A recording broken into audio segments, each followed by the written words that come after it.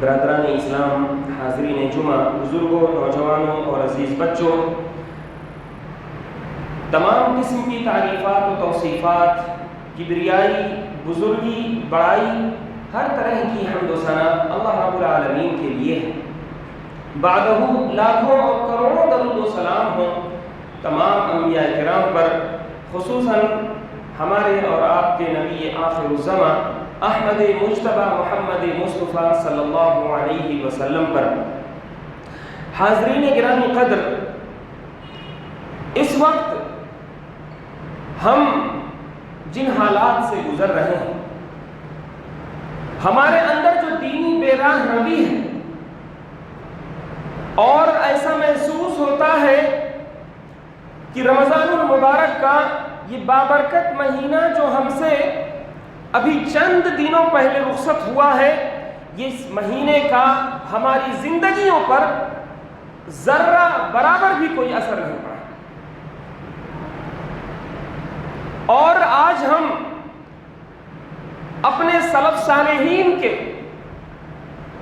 رویے کا جائزہ لیں اور موازنہ کریں کہ ہم کہاں ہیں، وہ کہاں ہیں، تو آپ کو اندازہ ہوگا کہ سلف صالحین رحمت اللہ علیہم اجمعین کے بارے میں آتا ہے کہ جب رمضان المبارک کا مہینہ ختم ہو جاتا تھا تو تقریباً 6 مہینوں تک ان کے اوپر رمضان المبارک کے اثرات نمایاں رہتے تھے، خواہ وہ قرآن پاک کی تلاوت کرنا ہو، خواہ وہ راتوں کو اٹھ کر کے تہجد کی، قیام اللیل کی نمازیں پڑھنی ہو، اور کثرت سے روزے رکھنے ہو، دن کے اوقات میں زیادہ سے زیادہ اپنی زبان کو بند رکھنا ہو، زیادہ سے زیادہ ادھر ادھر گھومنے ٹہلنے سے اپنے آپ کو روک کے رکھنا ہو۔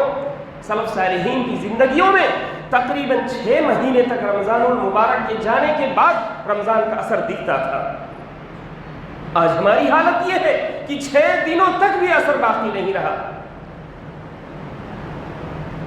اسی طرح سے سلف صالحین کی زندگیوں میں 6 مہینے کے بعد جو باقی کا 6 مہینہ یا آدھا سال بچتا تھا، وہ رمضان المبارک کے انتظار میں، اس کے شوق میں، اس کی محبت میں اور اس تک پہنچنے کی دعاؤں میں گزار دیا کرتے تھے کہ اللہ رب العالمین کو رمضان تک ہمیں پہنچا دے۔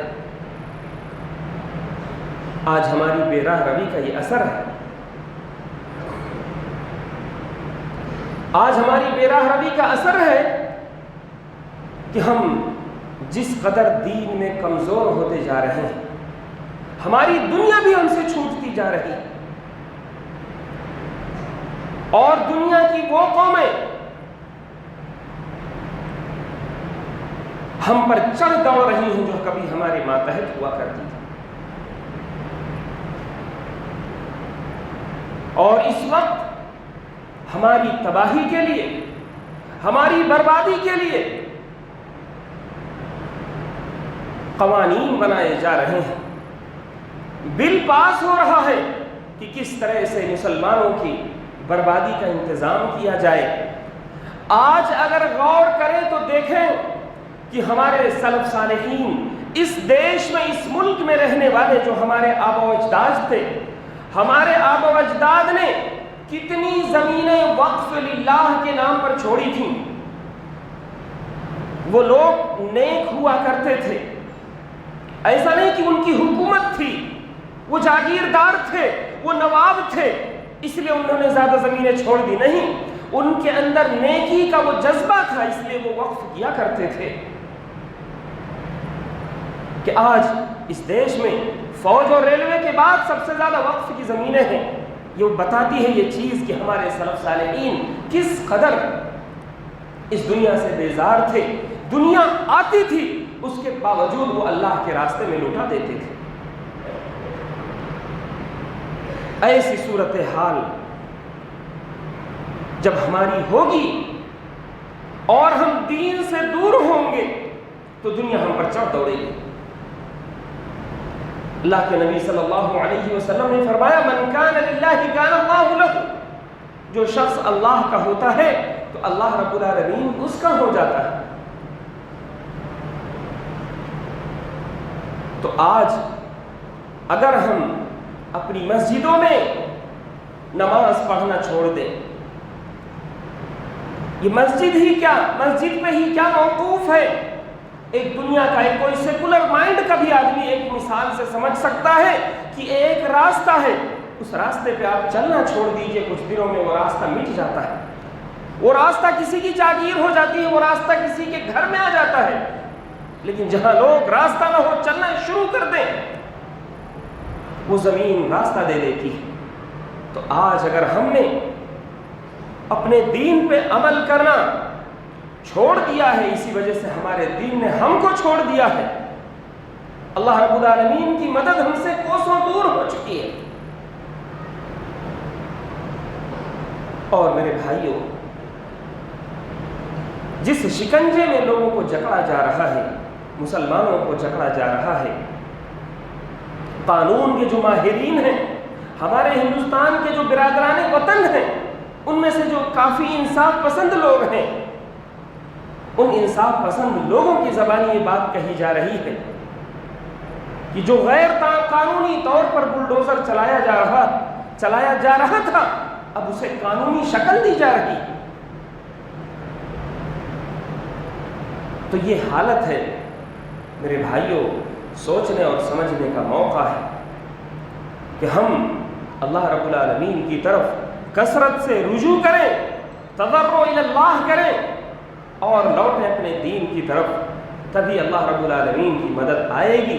ان تنصروا اللہ ینصرکم، اگر تم اللہ کی مدد کرو گے، اللہ کو مدد کی حاجت نہیں ہے، اگر تم اللہ کے دین کی مدد کرو گے، اللہ کے دین کو بھی مدد کی ضرورت نہیں ہے۔ جب آپ اللہ کے دین کی مدد کر رہے ہوتے ہو تو دراصل وہ آپ اپنی مدد کر رہے ہوتے ہیں۔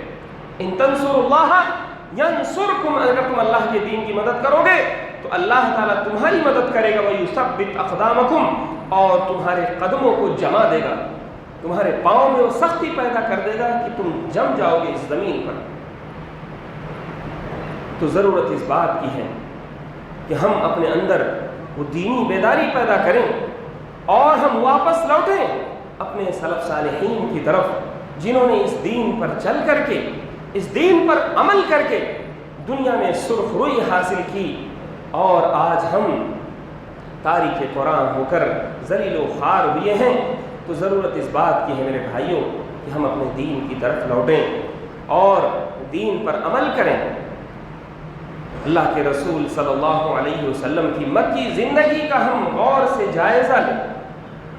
اللہ کے رسول صلی اللہ علیہ وسلم نے مکے میں مدینہ سے زیادہ زندگی گزاری، چاہے وہ نبوت سے پہلے کی زندگی ہو، چاہے نبوت ملنے کے بعد کی زندگی ہو۔ مکے کی زندگی ایک لمبی زندگی ہے، مختلف قسم کے فتنے ہیں، مختلف قسم کے حملے ہیں، مختلف قسم کی مہازارائیاں ہیں، مختلف قسم کی سزائیں ہیں۔ وہ ساری چیزیں اللہ کے رسول صلی اللہ علیہ وسلم برداشت کرتے ہیں اور اپنے ساتھیوں کے اندر ایمان کی پختگی بھی پیدا کرتے ہیں، توحید کی جوت جلاتے ہیں۔ آج ہم میں سے کچھ لوگ جذباتی بات کر کے نوجوانوں کو بھڑکا سکتے ہیں۔ میرے بھائیوں، یہ موقع ہے صبر کا، یہ موقع ہے اللہ کے رسول صلی اللہ علیہ وسلم کی اس حکمت عملی کو غور سے سمجھنے کا جو آپ نے مکہ مکرمہ میں اپنائی۔ یہ موقع جذباتیت کا نہیں ہے، ورنہ اگر آج ہم جذبات میں آ گئے تو ہم دشمنوں کے ہاتھوں میں کھیل رہے ہوں گے، اور دشمن بڑی تدبیر کے ساتھ ہمارا استعمال کر رہا ہوگا اور ہمیں پتہ بھی نہیں چلے گا۔ ہم اپنی قوم کے نام پہ مر رہے ہوں گے لیکن ہم گویا کہ دشمنوں کو فائدہ پہنچا رہے ہوں گے۔ تو ضرورت اس بات کی ہے کہ ہم جذباتیت کو ترک کریں اور اللہ کے رسول صلی اللہ علیہ وسلم کی حکمت عملی کو اپنائیں، اور پھر دیکھیں کیسے مدد آتی ہے۔ اللہ کے رسول صلی اللہ علیہ وسلم کے اوپر عرصہ حیات تنگ کر دیا گیا، آپ کے اوپر طرح طرح کی مصیبتیں ڈال کر کے جب لوگ تھک گئے تو قرآن پاک کے الفاظ ہیں وَإِذْ يَمْكُرُ بِكَ الَّذِينَ كَفَرُوا، اور جب کفار آپ کے ساتھ سازش کر رہے تھے، چال چل رہے تھے، لِيُثْبِتُوكَ أَوْ يَقْتُلُوكَ أَوْ يُخْرِجُوكَ، کہ یا تو آپ کو بندی بنا لیں، آپ کو قید کر کے بندی بنا لیں، او یقتلوک، یا آپ کو قتل کر دیں، یا یخرجوک، یا آپ کو جلا وطن کر دیں، مکے سے باہر نکال دیں۔ دو رائے جو آئی تھی کہ آپ صلی اللہ علیہ وسلم کو بندی بنا لیا جائے یا آپ کو جو ہے جلا وطن کر دیا جائے، ان دونوں رائوں کو چھوڑ دیا گیا، کیونکہ ایسا کرنے میں بعد میں کوئی مصیبت کفار مکہ کے اوپر آ سکتی تھی۔ ابو جہل نے یہ رائے دی کہ نعوذ باللہ پیارے نبی صلی اللہ علیہ وسلم کو قتل کر دیا جائے۔ قریش کے ایک عظیم خاندان کے ایک چشم و چراغ کو قتل کرنے کی اگر کوئی شخص بات کرتا ہے تو وہ اپنا تحفظ بھی رکھتا ہے۔ ابو جہل نے کہا کہ ہم ایسے قتل نہیں کریں گے۔ قریش کے، مکے کے تمام گھرانوں کے نوجوان، ہر قبیلے کا نوجوان اکٹھا ہوگا اور محمد پر ایک ساتھ ٹوٹ پڑے گا، اور جب ہر قبیلے اور ہر گھرانے سے کچھ لوگ محمد پر حملہ کریں گے تو قتل کے بعد بنو ہاشم، بنو مطلب، وہ کسی سے قصاص نہیں لے سکتے ہیں، نہ کسی سے بدلہ لے سکتے ہیں۔ یہ ہوتا ہے آج کل کے زمانے میں موب لنچنگ کا زمانہ ہے، بھیڑ کے ذریعے سے بھیڑ تنتر، بھیڑ جو اپنے ہاتھوں میں قانون لیتی ہے۔ یہ ابو جہل کا نظریہ تھا کہ محمد کے اوپر تمام قبائل کو لوگ ایک ساتھ یکساں طور پر حملہ کر دیں۔ بنو ہاشم اور بنو مطلب کس سے جائیں گے قصاص لینے، اور کس سے جائیں گے اپنا خون بہا لینے۔ یہ تمام تدبیریں لوگ چل رہے تھے۔ اللہ رب العالمین نے فرمایا وَيَمْكُرُونَ وَيَمْكُرُ اللَّهُ، وہ لوگ ادھر چالیں چل رہے تھے اور اللہ رب العالمین اپنی تدبیر چل رہا تھا۔ وَاللَّهُ خَيْرُ الْمَاكِرِينَ، اور اللہ رب العالمین بہتر چال چلنے والا ہے، بہتر تدبیر کرنے والا ہے۔ میرے بھائیوں، تو ضرورت اس بات کی ہے کہ موت کے منہ سے نکال کر فتح و کامرانی کی سرزمین پر پہنچا دینا اور مسلمانوں کی ایک ریاست کا قیام عمل میں آ جانا، یہ تب ممکن ہوگا۔ کب ممکن ہوگا؟ جب اللہ کے دین کے راستے میں کوئی نکلے گا۔ اسی راستے میں اللہ کے رسول صلی اللہ علیہ وسلم کے ساتھ سیدنا ابو بکر صدیق رضی اللہ تعالیٰ عنہ، جب اعلان ہو گیا کہ محمد صلی اللہ علیہ وسلم کا سر لے کر کے جو آئے گا اسے 100 اونٹ دیے جائیں گے، اللہ کے رسول صلی اللہ علیہ وسلم ان کی نظروں کے سامنے اللہ کی حفاظت میں نکلتے ہیں اور غار تک پہنچتے ہیں، غار کے اندر موجود ہیں، دشمن کے قدم غار تک پہنچتے ہیں۔ حضرت ابو بکر صدیق رضی اللہ تعالیٰ عنہ فکر مند ہیں کہ اللہ کے رسول صلی اللہ علیہ وسلم اگر انہوں نے اپنے پاؤں کی طرف نظر ڈالی تو ہمیں دیکھ سکتے ہیں۔ اللہ کے رسول صلی اللہ علیہ وسلم نے نہایت اطمینان و سکون کے ساتھ کہا فما ظنك برب العالمین یا ابا بکر عن اللہ، فما ظنك باثنین اللہ ثالثہما، اے ابو بکر صدیق تمہارا کیا گمان ہے ایسے دو لوگوں کے بارے میں جن کا تیسرا اللہ؟ اور یہی بات انہی الفاظ کے ساتھ قرآن پاک میں اللہ تعالیٰ نے بھی نقل فرما دیا ہے کہ اللہ کے رسول صلی اللہ علیہ وسلم نے فرمایا اللہ معنا، اللہ تعالیٰ ہمارے ساتھ۔ عین یہی حالت حضرت موسیٰ علیہ السلام کی قوم کے ساتھ، بنو اسرائیل کے ساتھ، مصر میں فرعونیوں کے ساتھ ہوا۔ بنو اسرائیل کی وہ قوم جنہوں نے غلامی میں کئی صدیاں گزار دی، حضرت موسیٰ علیہ السلام انہیں نجات دینے کے لیے آئے، ان کی تربیت کر رہے ہیں، انہیں اللہ کی مدد کا وعدہ کر رہے ہیں۔ اس کے باوجود موسیٰ علیہ السلام کی قوم کہتی ہے کہ اے موسیٰ تمہارے آنے کے بعد بھی تو ہم مصیبت میں ہیں، تمہارے آنے سے پہلے بھی مصیبت میں تھے، تمہارے آنے کے بعد مصیبت میں تھے۔ بنو اسرائیلیوں کا کیا کیا رویہ تھا اپنے نبی کے ساتھ، وہ کسی اور موقع پر اس تفصیل میں جانا مناسب نہیں۔ ضرورت اس بات کی ہے کہ ہم اپنے علماء، اپنے عمراء ان کی اطاعت کریں اور ان کی گفتگو اور ان کی رہنمائی کے ذریعے سے ہم آگے بڑھیں. کسی قسم کی جذباتیت کے تحت ہمیں کوئی قدم اٹھانے کی ضرورت نہیں ہے. حضرت موسیٰ علیہ السلام کی قوم نے کیسا رویہ پیش کیا. اذهب انت وربك فقاتلا، اے موسیٰ تم جاؤ، تمہارا رب جاؤ لڑائی کر لو. انہا هنا قاعدون، ہم یہاں بیٹھے ہوئے ہیں. جبکہ اللہ کے رسول صلی اللہ علیہ وسلم کی امت نے کیا کہا؟ صحابہ کرام نے کہا کہ اللہ کے رسول صلی اللہ علیہ وسلم اب اگر آپ ہمیں برق غماد سے چھلانگ لگانے کی اجازت دے دیں، حکم دے دیں، تو ہم اللہ اور اس کے رسول کی خاطر برق غماد سے چھلانگ لگا دیں گے. اس کے آگے سمندر ہے، اس کے آگے کوئی سرزمین نہیں ہے. یہ جذبہ تھا اطاعت و فرما برداری کا جو صحابہ کرام کے اندر موجود تھا. تو ضرورت اس بات کی ہے کہ ہم اپنے اندر اطاعت و فرما برداری کا وہ جذبہ پیدا کریں جو ہم سے مفقود ہو چکا ہے.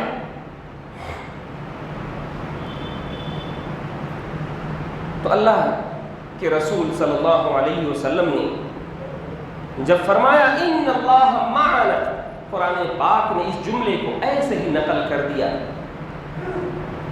اور یہی جملہ حضرت موسیٰ علیہ السلام نے فرمایا تھا، بنی اسرائیل سے کہا تھا ان معی ربی سیہدین، بے شک میرے ساتھ میرا رب ہے جو مجھے ہدایت دے گا، جو مجھے رہنمائی دے گا.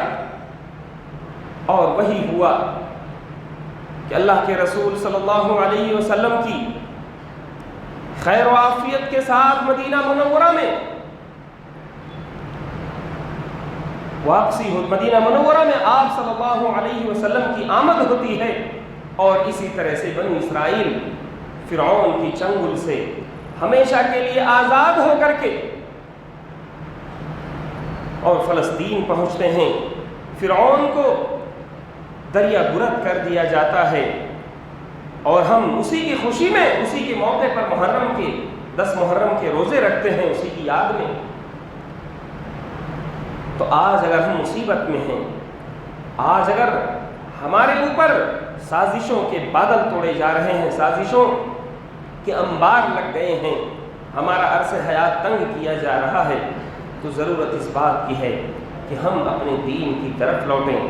ہم اللہ رب العالمین کی دین کی مدد کریں، اپنے اندر وہ روحانیت پیدا کریں. اسی واقعے میں حضرت موسیٰ علیہ السلام سے اللہ تبارک و تعالیٰ نے فرمایا کہ اے موسیٰ تم اپنی لاٹھی سمندر پہ مارو. آپ جانتے ہیں فرعون جیسا لشکر، مصر جو اس وقت دنیا کی سپر پاور طاقت تھی، آج بھی فرعونیوں کے جو باقیات ہیں مصر کے اندر، چاہے وہ اہرامات ہوں، ان کا کوئی اگر ان کو لوگ دیکھتے ہیں سائنٹیفک نظریے سے، انجینئرنگ کے نظریے سے، آج لوگ حیران ہیں، شفتر ہیں. تو فرعونیوں کا لشکر جو دنیا کی سپر پاور طاقت تھی، اس لشکر کے سامنے حضرت موسیٰ علیہ السلام سے اللہ تعالیٰ فرماتا ہے اے موسیٰ تم سمندر پر لاٹھی مارو. یہ اشارہ ہے اس بات کا کہ اس وقت تم جس پوزیشن میں ہو، جو کچھ تم کر سکتے ہو، تمہارے بس میں جو کچھ ہے، تمہیں صرف اتنا کرنا ہے، باقی اللہ رب العالمین کے ہاتھ میں. تمہارے استطاعت میں جو کچھ ہے، آپ کی استطاعت میں جہاد نہیں ہے، اللہ رب العالمین اس کا مطالبہ بھی نہیں کر رہا ہے. آپ کی استطاعت میں حدود و قصاص کی تنفیذ بھی نہیں ہے، اللہ تعالیٰ اس کا بھی مطالبہ نہیں کر رہا.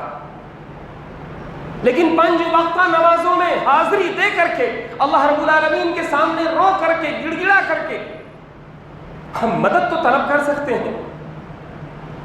ہمارے بس میں جو کچھ ہے ہمیں وہ کرنا چاہیے، پھر اللہ کی مدد آتی ہے. اسی دنیا میں اسی امت محمدیہ کے ساتھ اندلس میں کیا کچھ نہیں ہوا. اندلس ایک ہستہ بستہ مسلمانوں کا ایک ملک جسے آج اسپین کہتے ہیں. 800 سالوں تک مسلمانوں کی حکومت، علوم و عرفان کے بڑے بڑے منازل تعمیر کیے گئے، جہاں کے بڑے بڑے شہروں کے اندر علماء اسلام کی پیدائش ہوتی تھی. کہا جاتا تھا کہ جیسے ہمارے یہاں ہر گاؤں دیہات میں ہر انسان کے پاس کچھ نہ کچھ کھیت ہوا کرتا ہے، ان کے یہاں ہر گھر میں کوئی نہ کوئی لائبریری موجود ہوا کرتی تھی، رصد گاہیں موجود ہوا کرتی تھیں۔ لیکن اس ملک سے مسلمانوں کا ایسا صفایا کر دیا گیا کہ جو لوگ سفر کر کے سیاحت کے بہانے اس ملک میں جاتے ہیں تو انہیں ایسا محسوس ہوتا ہے جیسے اس دھرتی پر کبھی اسلام کا نام و نشان تھا کہ نہیں۔ لوگ ایئرپورٹ پر نمازیں پڑھتے ہیں، دنیا کے بہت سارے کافر ملکوں میں، کہتے ہیں اسپین میں ہم نے نماز پڑھی، بعض علماء کا قول ہے کہ ہم نے وہاں نماز پڑھی تو لوگوں نے آنکھیں پھاڑ کر دیکھنا شروع کر دیا۔ تو مجھے تعجب ہوا کہ اسی سرزمین پہ چند صدیوں پہلے ہمارے آبا و اجداد کی حکومتیں ہوا کرتی تھیں، ابن رشد قرطبی یہاں پیدا ہوتے تھے، ابن حزم یہاں پیدا ہوتے تھے۔ اس ملک کے اندر مسلمانوں کو کیسے تہہ تیغ کیا گیا، یہ ایک لمحہ فکریہ ہے۔ اور ہمارے یہاں بہت سارے مدرسوں کے شروع ہونے کا یہ موقع ہے، تو ضرورت اس بات کی ہے کہ ہم اپنے بچوں کو دینی تعلیم کی طرف راغب کریں۔ ہم اپنے بچے کو دنیا کے کسی بھی فیلڈ میں کسی بھی میدان میں لے جائیں، لیکن اسے دینی تعلیم ضرور دلائیں، اسے قال اللہ قال رسول کی سمجھ ہونی چاہیے، ورنہ ہندوستان ہی پہ کیا موقوف، دنیا کا کوئی بھی دیش، کوئی بھی ملک، کوئی بھی خطہ، کوئی بھی سرزمین اندلس بنتے دیر نہیں لگ سکتی۔ خدا نہ خواستہ، اللہ نہ کرے، اگر ہم نے اپنے بچوں کو، اپنی اولاد کو وقت کے تھپیڑوں کے سہارے چھوڑ دیا، ان کا مستقبل کچھ بھی ہو سکتا ہے۔ لہذا ضرورت اس بات کی ہے کہ ہم اپنے بچوں کو دینی تعلیم کی طرف راغب کریں۔ اور اسی طرح سے میرے بھائیوں، آخری بات آپ لوگوں سے جو کہنی ہے کہ یہ شوال کا جو مہینہ ہے، اس مہینے کے کچھ ایام جو باقی ہیں، ان ایام کو غنیمت جانتے ہوئے، رمضان المبارک کے ساتھ ان کو ملاتے ہوئے ہم اس کے 6 روزے رکھ لیں۔ اگر آپ کے اوپر رمضان المبارک کے کچھ روزے باقی ہیں، قضا ہیں، انہیں آپ بعد میں ادا کر سکتے ہیں سال کے کسی بھی مہینے میں، لیکن یہ شوال کا مہینہ جو آپ کو ملا ہے اور جلد ہی رخصت ہونے والا ہے، اس مہینے کے 6 روزے رکھ لیے جائیں۔ اللہ کے رسول صلی اللہ علیہ وسلم نے اس کی فضیلت میں کتنی اہم بات بتائی ہے، فرمایا من صام رمضان ثم اتبعه 6 من شوال كان كصيام الدهر، جس شخص نے رمضان کے مکمل روزے رکھے اور پھر شوال کے بھی 6 روزے رکھ لیے تو سمجھ لو کہ اس نے پورا سال کا، پوری زندگی کا روزہ رکھ لیا۔ یہ پورا سال کا روزہ کیسے ہوتا ہے؟ اللہ کے رسول صلی اللہ علیہ وسلم کے بیان کے مطابق ایک نیکی اللہ کے یہاں کم سے کم 10 گنا بڑھا کر کے دی جاتی ہے۔ تو رمضان کے مہینے کے 30 روزے اور اسی طرح سے شوال کے مہینے میں جو 6 روزے ہوتے ہیں، یہ 36 روزے ہو جاتے ہیں۔ انہیں آپ 10 سے ضرب دیجئے تو اس طرح سے 360 روزوں کے برابر ہو جائیں گے۔ تو عربی تاریخ کے حساب سے سال میں جو 360 دن ہوتے ہیں، گویا کہ ہم پورے سال روزے لیں۔ تو اس اہم روزے کو ہمیں اپنانا چاہیے اور جس قدر ہو سکے ہم اللہ رب العالمین سے دعا کریں، امت اسلامیہ ہندیہ کے سلسلے میں، اس ملک میں ہمارے بہتر مستقبل کے سلسلے میں نیک اعمال کریں، اللہ رب العالمین سے ساتھ میں دعا گو ہوں، اور اسی طرح سے میرے بھائیوں دین پر ثابت قدم رہیں۔ اللہ رب العالمین سے دعا ہے کہ اللہ رب العالمین دنیا میں کسی بھی خطے میں مسلمان پریشان حال ہیں، ستائے جا رہے ہیں، تو اللہ رب العالمین غیب سے ان کی مدد فرما دے۔ اے اللہ رب العالمین تو ظالموں کے پنجے استبداد کو توڑ کر کے رکھ دے۔ اے اللہ رب العالمین ہم میں سے جو لوگ بیمار ہیں انہیں تو شفاء کامل و عاجل عطا فرما دے۔ اے اللہ رب العالمین ہم میں سے جو لوگ اس دنیا سے جا چکے ہیں ان کی قبروں کو تو نور سے بھر دے۔